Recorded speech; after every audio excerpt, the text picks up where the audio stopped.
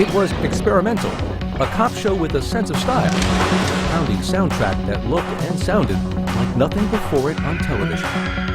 Okay, here we go. It was expensive. $1.3 million an episode to produce, considerably more than other dramas at the time, and it was explosive. When Miami Vice premiered in 1984, no one could have predicted the impact the show would have on audiences, the TV landscape, and on popular culture. I touched Don Johnson!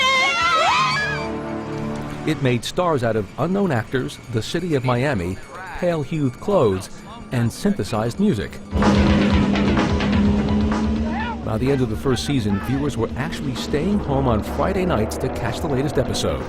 And just as Philip Michael Thomas predicted on the Today Show in 1985, Crockett and Tubbs have not been forgotten. Do you fear that this is a fad at all? Do I fear it's a fad?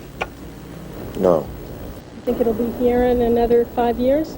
I think it'll be here, yeah, it'll be like Bonanza. It's going to be here 20 years. It's said something. Have you seen anything else like it? The answer is no, at least not on television. And show creator Anthony Yurkovich said that was the goal of Miami Vice.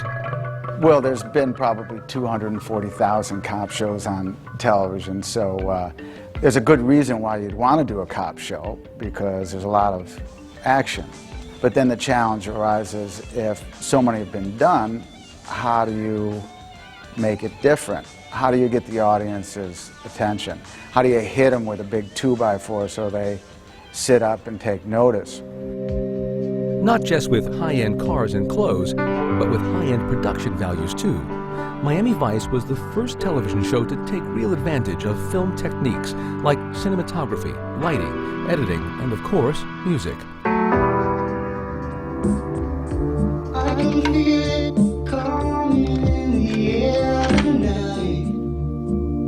Oh, Lord. Playing the right music with the cinematic images allows you to accomplish a lot more than without it.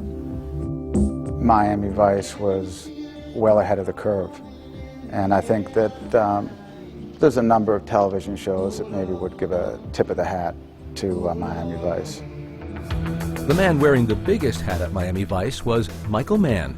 Executive producer was his official title, but he's also been called the show's stylistic guru, credited with giving Miami Vice its unique look and sound.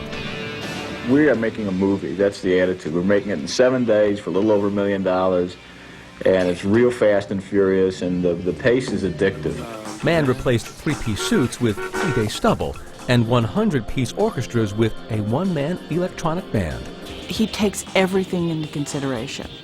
The deep background, all the extras, all the cars that drive by, all the buildings, the light. He's very aware of the entire frame, not just what's happening in front of the camera.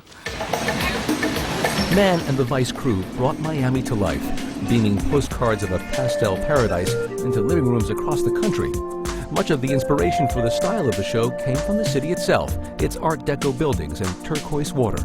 It's Miami. Miami is aqua and white and all pastel colors, and if they were to blend in, you would have to embrace those colors and have them be a part of the landscape.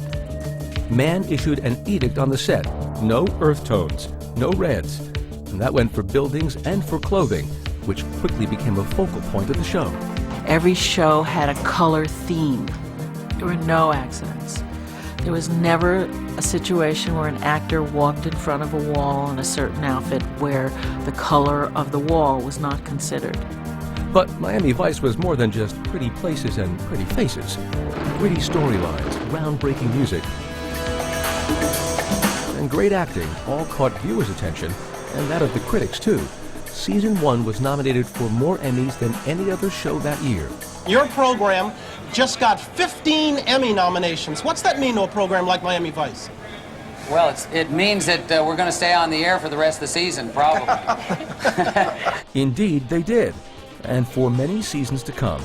While the fashions of the show have come and definitely gone, it is the stylistic innovations that have stood the test of time, inspiring future programs and earning Miami Vice a place in television history.